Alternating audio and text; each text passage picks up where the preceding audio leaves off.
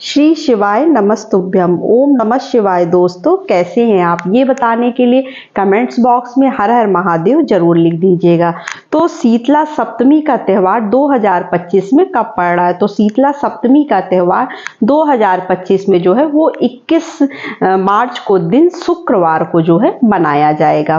तो पूज्य पंडित जी ने अपनी कथा में बताया है कि अगर शीतला सप्तमी का त्यौहार चैत्र मास के जो है शुक्ल पक्ष के शुक्रवार को पड़ता है तो यह जो है बहुत ही अच्छा संयोग होता है। बहुत कम ऐसे संयोग बनते हैं। तो इस दिन हमें 11 चावल के दाने का उपाय जरूर करना चाहिए और विधिवत शीतला माता की पूजा करनी चाहिए।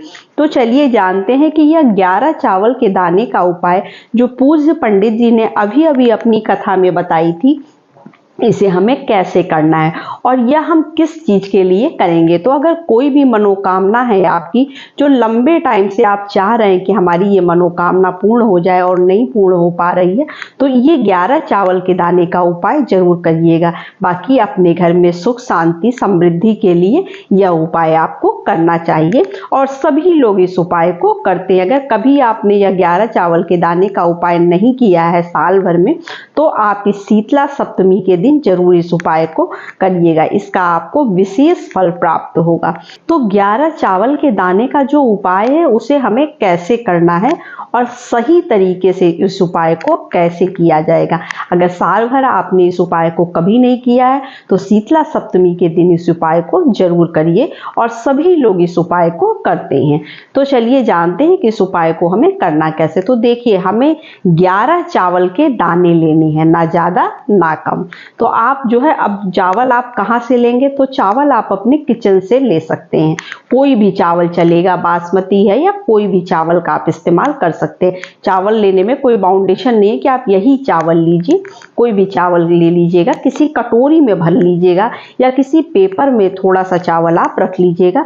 उसके बाद उसमें से 11 चावल के दाने, जो अच्छे अच्छे दाने होंगे, टूटे फूटे ना हो, मतलब कोई किसी तरह का स्पॉट ना लगा हो, बिल्कुल साफ सुथरे सुंदर चावल देखकर उसमें से 11 चावल के दाने आप निकाल लीजिएगा। उसके बाद आप उसे किसी कागज में, पेपर में या तो फिर जो है कटोरी के अंदर रख लीजिएगा। रखने के बाद आपको अब इस उपाय को करना कब है? तो देखिए, इस उपाय को आप सुबह सवेरे भी कर सकते हैं या फिर जो है शाम को प्रदोष काल में इस उपाय को आप कर सकते हैं। तो प्रदोष काल का जो समय होता है वो 6 बजे से स्टार्ट होके जो है 7-8 बजे तक चलता है। लेकिन अभी मौसम ऐसा चल रहा है कि अब शाम देर से होती है, तो ये अब उपाय आप जो है 7:30-7 बजे के बाद करेंगे, क्योंकि अंधेरा बाद में होता है, देर में होता है। तो 8 बजे के आसपास इस उपाय को आपको करना होगा अगर आप शाम को करना चाहते हैं। वैसे आप सुबह सवेरे करें तो ज्यादा अच्छा होगा। स्नान वगैरह करके आप इस उपाय को करें।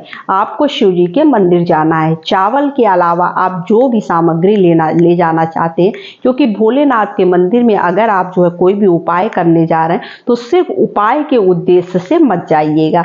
मन में पूजा की मतलब भगवान की आराधना और पूजा का भी उद्देश्य लेकर जाइएगा कि हमें भगवान की पूजा भी करनी है वहां।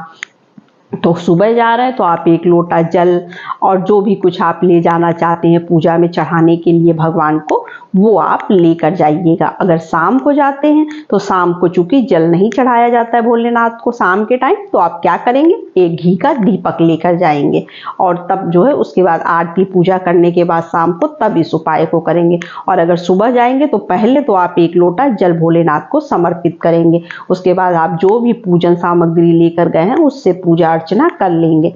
फिर हम इस उपाय को थोड़ी देर बाद जो है थोड़ा बैठेंगे, भगवान को ध्यान से देखकर उनकी उपासना करेंगे। उसके बाद हम इस उपाय को करेंगे। अब हमें उस 11 चावल के दाने को अपने सामने रख लेना है।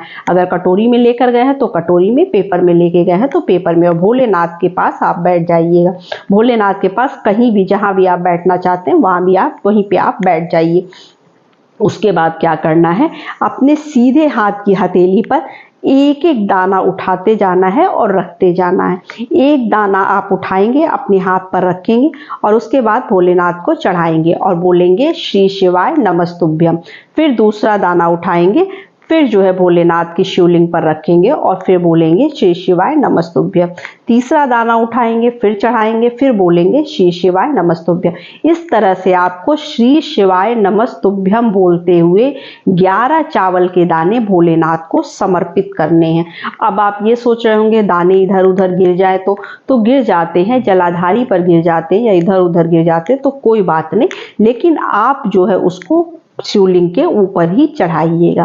11 दाने चढ़ाने के बाद जो है उसके बाद भगवान से अपनी मनोकामना के लिए, आपकी जो भी मनोकामना है, जो भी परेशानी है, जो भी समस्या आपके जीवन में चल रही है, उससे भगवान से प्रार्थना करिए कि प्रभु ये चीज़ हमारी सही हो जाए, ये मनोकामना हमारी पूर्ण हो जाए।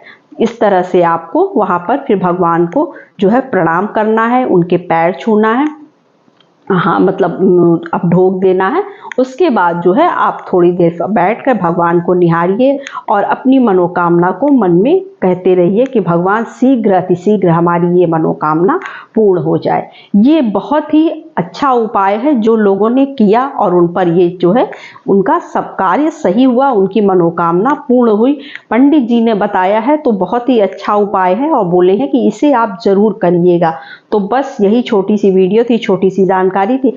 अगर आप हमारी आवाज़ पहली बार सुन रहे हैं तो चैनल को सब्सक्राइब जरूर कर लीजिए। नमस्ते फ्रेंड्स, ओम नमः शिवाय।